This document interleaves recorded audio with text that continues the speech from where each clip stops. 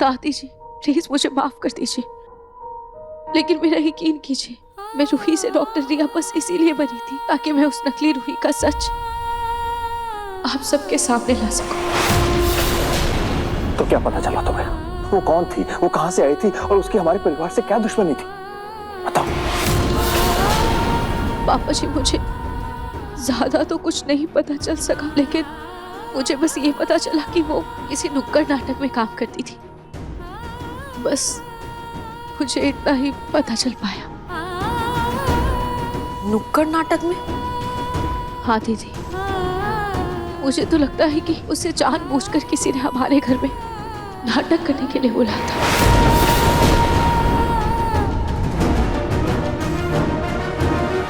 नाटक करने के लिए बुलाया था? दादी, हो ना हो, जिस भी शख्स ने उसे बुलाया है ना, वो हमारा करीबी है, वरना नकली रूही को हम सबके बारे में इतना कैसे पता? दामाद जी बिल्कुल सही बोल रहे हैं। अगर किसी तरह भी हम उस शख्स तक पहुंच जाएं तो ये केस सॉल्व हो जाएगा।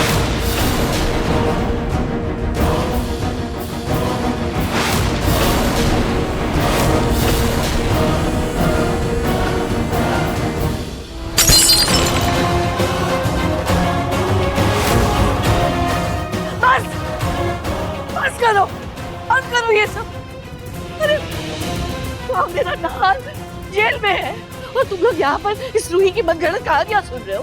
अरे ये तो है ही मनहूस। घर में आते ही इतना बड़ा हादसा हो गया। रतन बेटा कुछ करो, कुछ भी करो, लेकिन नहार को घर वापस ले आओ। मुझे मेरा पोता घर में वापस चाहिए। माँ आप बेफिक्र हो जाइए, मैं लॉयर से बात करता हूँ, पुलिस स्टेशन जाता हूँ। पापा जी मैं भी आपके साथ चलूंगी, प्लीज पापा जी प्लीज। ठीक है।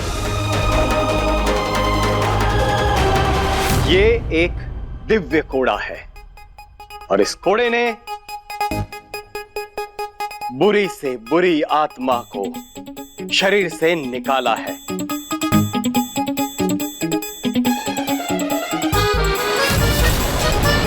नरेश, तू मुझे घोड़े खिलवाएगा अपनी माँ को?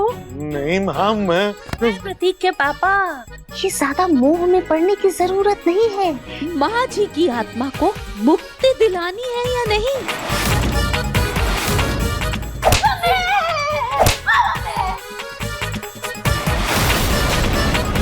पापा जी के घोड़े का कमाल देखिए। है प्रतीक के पापा, एक घोड़ा बड़ा नहीं कि माँ जी को अपनी माँ जी याद आ गई। ऐसे ही अपनी माँ जी याद करते करते और हमारी माँ जी सीधे पहुँच जाएंगी अपनी माँ जी के पास ऊपर। और अरे दादी जी, आप ये सब क्या कर रही है ऊपर ऊपर? अरे इससे मेरी मम्मी को चोट लग रही है। अरे नहीं बेटा, तुम्हारी माँ को क्यों चोट पहुँचेगी?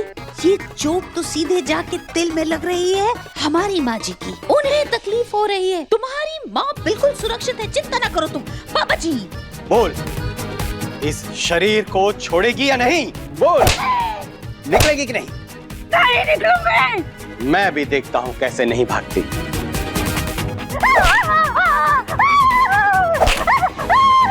अरे रुको।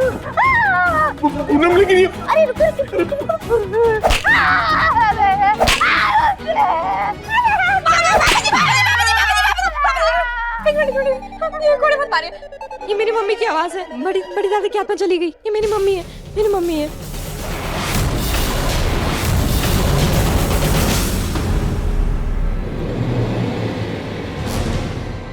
अच्छा हो गया आज फ्राइडे को जमानत के कागजात मिल गए, वरना अगले 2 दिन बेल मिलना तो नामुमकिन था। मतलब नहार से छूट जाएंगे ना? फिलहाल आप ऐसा कह सकते हैं। आइए वकील साहब, आइए। इंस्पेक्टर, ये लीजिए मिस्टर नाहर गोयनका के जमानत के कागजात। आप जैसे बड़े लोगों की वजह से ही कानून व्यवस्था की धज्जियां उड़ी हुई हैं सरकार। ये क्राइम करते हैं और आप जैसा बड़ा वकील हायर कर लेते हैं, आप छुड़ा लेते हैं उनको। फिर पब्लिक बोलती है कि पुलिस अपना काम नहीं करती है, मुफ्त की सैलरी उठा रही है, कुर्सी तोड़ रही है। क्राइम रेट बढ़ता जा रहा है। अरे क्राइम रेट बढ़ेगा नहीं तो और क्या होगा? हमें हमारा काम तो करने दो सरकार। इंस्पेक्टर, कानून किसी भी इंसान को तब तक मुजरिम नहीं मानता है जब तक उसका जुर्म साबित नहीं हो जाता है। और बड़े लोग होने का क्या मतलब? इसका मतलब ये तो नहीं ना कि मेरे पति दोषी हैं। इंस्पेक्टर, वो निर्दोष है। पति? ये क्या ट्विस्ट है इस कहानी में? इंस्पेक्टर, वो नाहर जी ने मुझे आपको सच बताने से मना किया था, लेकिन मैं आपको सब सच बताती। मम्मी, ये आप ही हो ना? हाँ पलक, ये मैं ही हूँ, लेकिन मैं यहाँ तेरे घर में कैसे आ गई? मैं तो अपने घर में थी ना। मैं कोई बात नहीं। इसका मतलब माँ, क्या आप सच में चली गई? अरे वाह, माँ जी की आत्मा सच में चली गई। बाबा जी, बहुत बहुत धन्यवाद, हम तो अंतर्यामी है। हाँ मम्मी, उसकी चिंता मत, चलो मेरे साथ चलो, मैं मरहम लगाती हूँ। आप आओ। कुंदन जी, आराम से, आराम से, बस बस बस, आराम से आराम से आराम से मम्मी। ओ मैया। बाबा जी, धन्यवाद बाबा जी। बाबा जी, आपकी दक्षिणा। कैसी दक्षिणा? अरे भूत को भगाने की दक्षिणा। देखिए, इस घर में ना तो कोई भूत है और ना ही कोई आत्मा। लेकिन बाबा जी, अभी तो आपने एक कोड़े मार मार कर भूत को भगाया। ये कोई दिव्य कोड़ा नहीं है, ये तो साधारण कोड़ा है। आत्मा के होने का आभास हमें घर में प्रवेश करते ही हो जाता है। हम निश्चित रूप से कह सकते हैं कि इस घर में कोई भी आत्मा नहीं है। आत्मा के होने का छल कपट हो रहा है आपके साथ, या तो फिर वो महिला पागल है।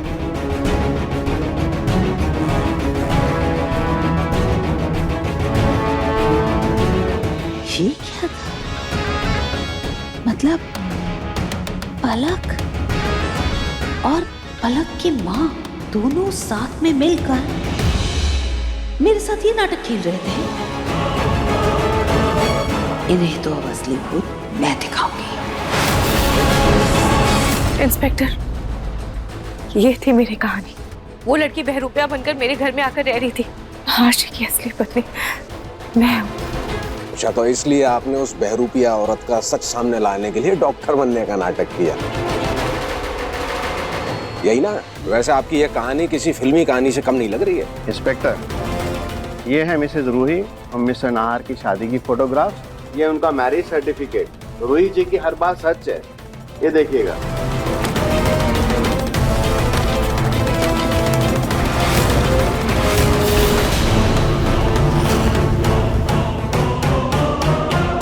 हाँ इंस्पेक्टर, वो इससे पहले कि उसका सच में सबके सामने ला पाती, उसका खून हो गया। और वो खून आपके पति ने ही किया है। केस बिल्कुल साफ है, साफ साफ पता चल रहा है कातिल कौन है। उस बहरूपिया औरत पर आपके पति को गुस्सा आया, इसलिए उसने उसको शूट कर दिया, उसका किस्सा खत्म कर दिया।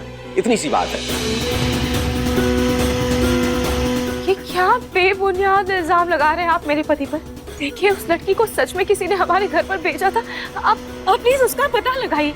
आप मत सिखाइए मुझे मालूम है मेरी ड्यूटी क्या है। रूही जी, आप थोड़ा शांत रहिए। इंस्पेक्टर, आप समय बर्बाद मत कीजिए, ये बेल के पेपर पे साइन कीजिए और मेरे क्लाइंट को जल्द से जल्द रिहा कीजिए।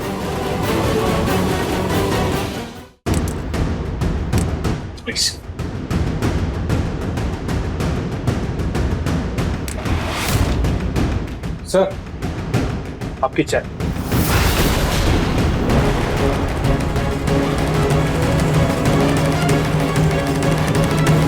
लाओ। क्या बात है?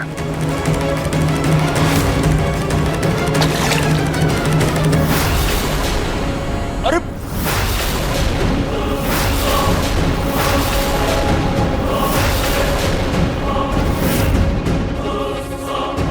कितनी बार बोला इतनी गर्म चाय मत लेकर आया कर। पता नहीं कैसे फिसल गया यार ये। अरे अब ये पेपर किसी काम के नहीं रहे, आपको दोबारा बनवाने पड़ेंगे। इंस्पेक्टर, ये सब आपने जानबूझकर किया ना? आप मेरे पति को पहले से ही दोषी मान चुके हैं, इसीलिए आपने ये सब किया ना? इंस्पेक्टर, ये आपने सही नहीं किया। मैं अभी दूसरे पेपर लाता हूँ। शाम के 6 बज चुके हैं। कानून के मुताबिक अब 6 बजे बाद किसी को छोड़ते नहीं। अब आप एक काम करो, आप तुम मंडे को आओ, तब तक तो तुम्हारा पति जेल में रहेगा।